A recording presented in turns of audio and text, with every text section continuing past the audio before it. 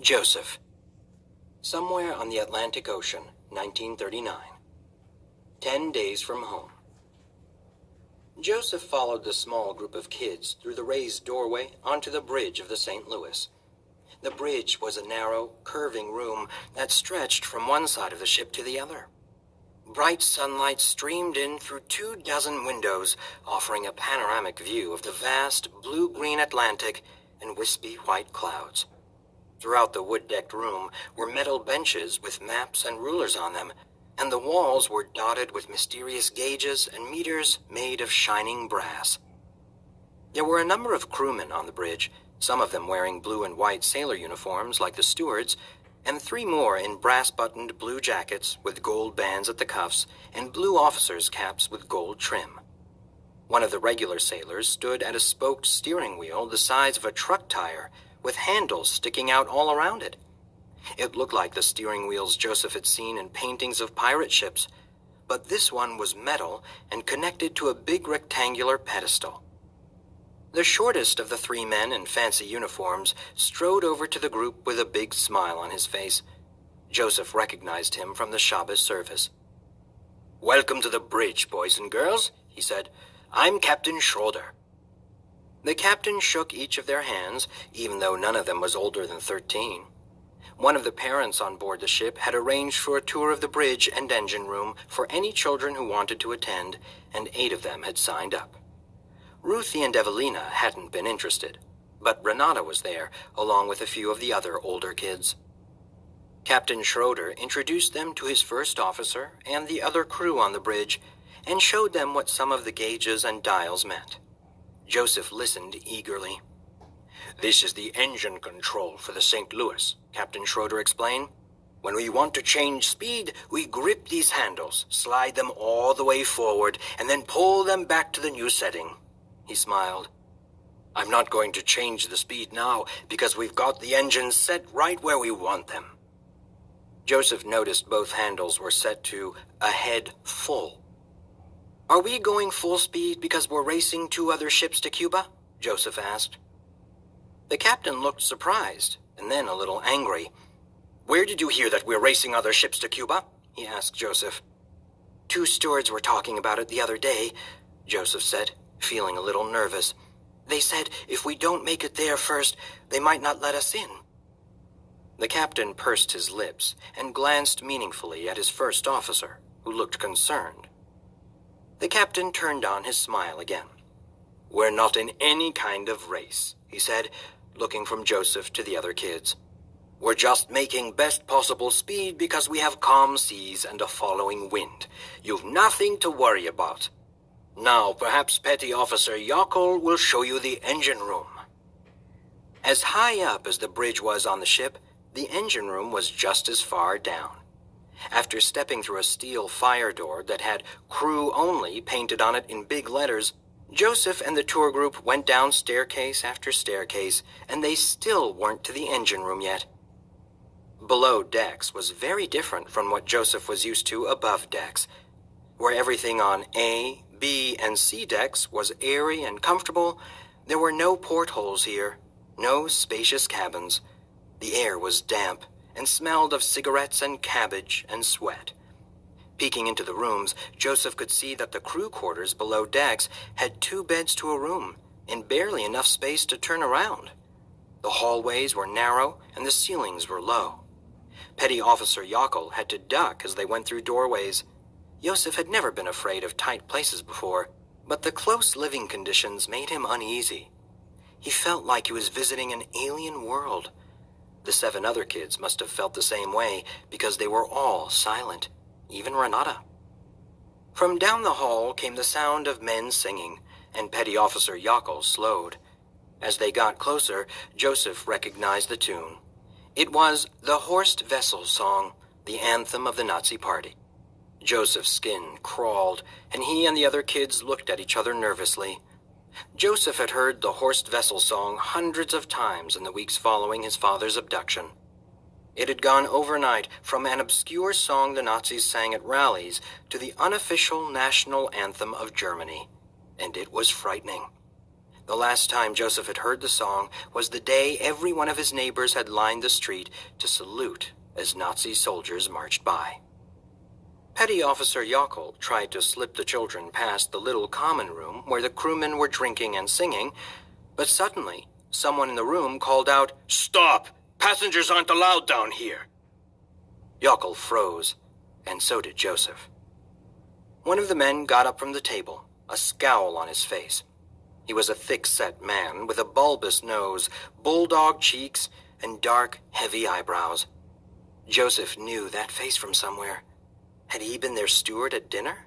Set up their beds one night? No. Joseph remembered. This was the man he had seen in the balcony the morning of the Shabbos service. The man who had been angry that the portrait of Hitler had been taken down and removed.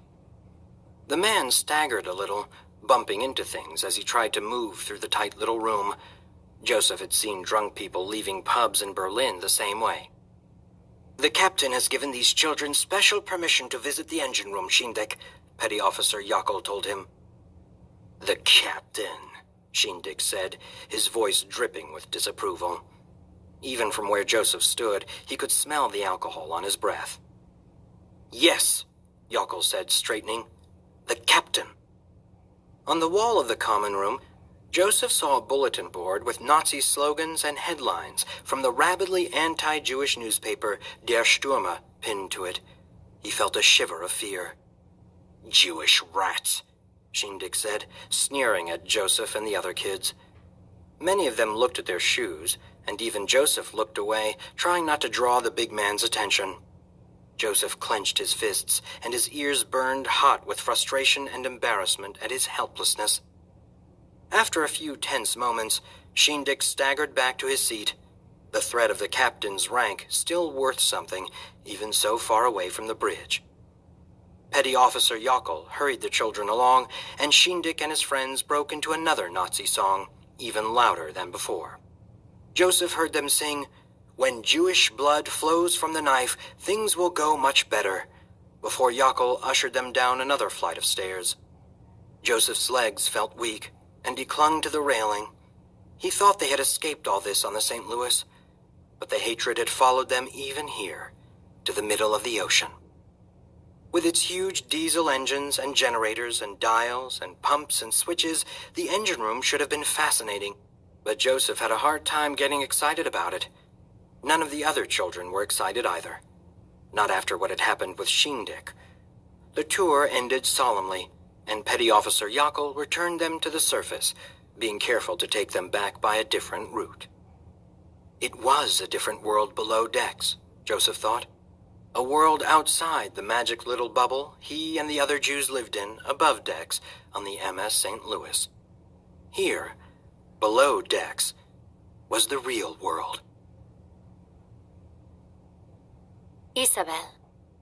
The Straits of Florida, somewhere north of Cuba, 1994. One day from home. Isabel watched as Papi, Senor Castillo, Luis, and Amara huddled over the boat engine, trying to figure out why it wouldn't start. It had something to do with it overheating, Senor Castillo had said. Amara was pouring seawater over it, trying to cool it. Meanwhile, Ivan and Isabel had been tasked with scooping the water back out of the bottom of the boat. The sock stuffed into the bullet hole was soaked through, and it dripped water onto Castro's face at the bottom of the boat like a leaky faucet. They had been drifting north in the Gulf Stream with the motor silent for more than an hour now, and no one was singing or dancing or laughing anymore. Ahead of Isabel, her mother and Senora Castillo slept against each other on the narrow bench at the front of the boat, where the prow came to a point. Lito sat on the middle bench, right above Isabel and Ivan. "You do have family in Miami," Isabel's grandfather told her, as she and Ivan worked.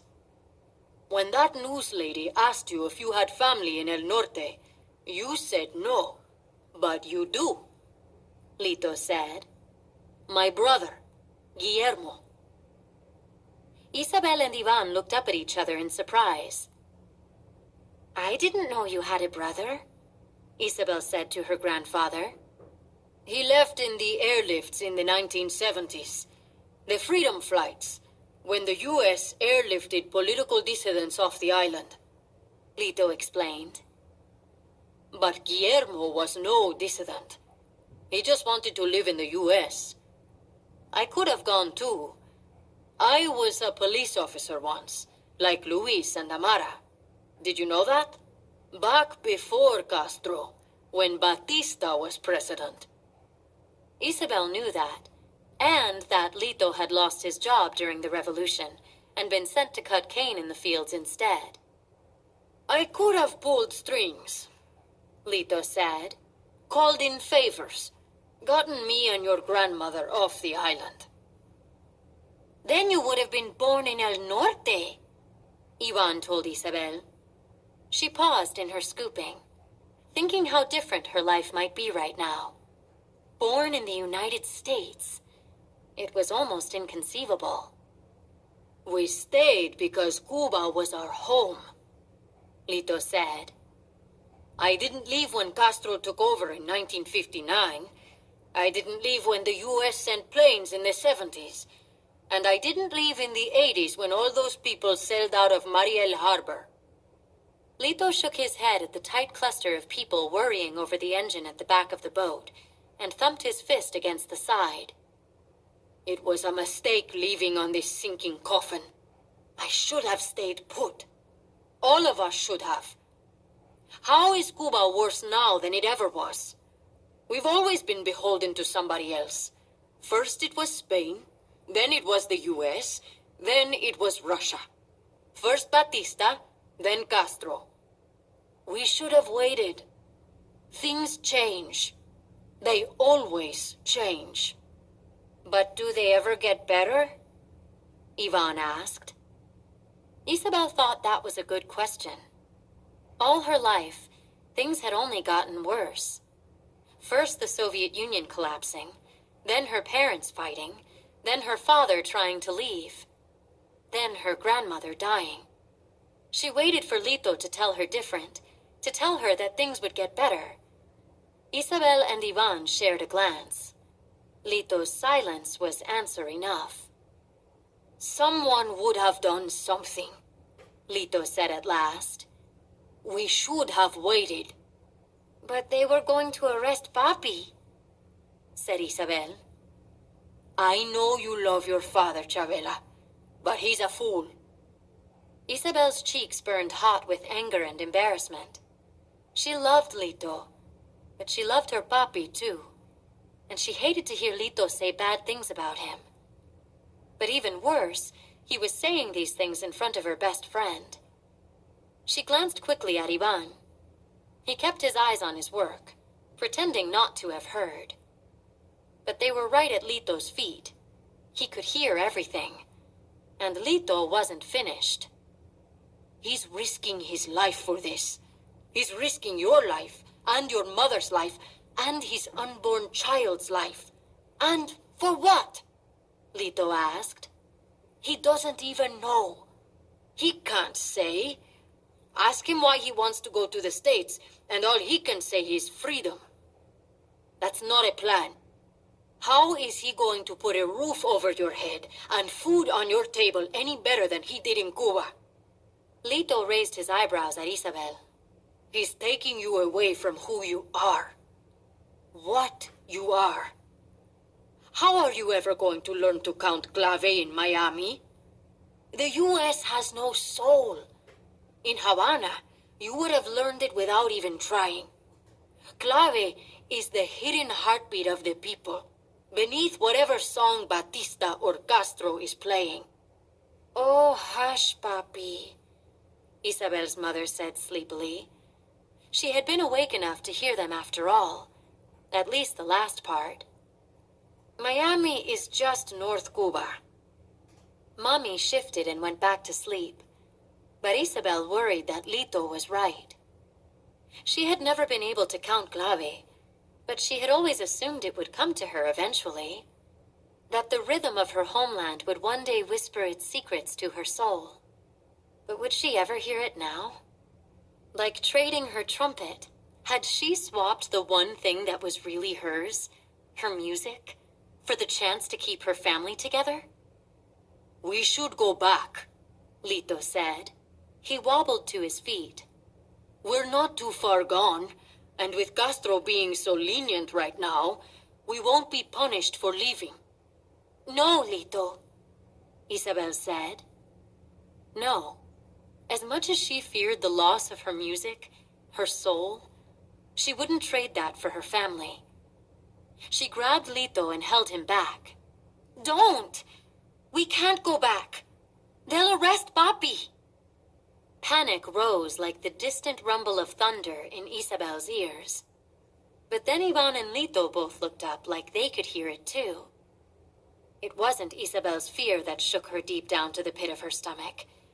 It was the enormous tanker headed right for them. Mahmoud, Izmir, Turkey, 2015. 4 days from home.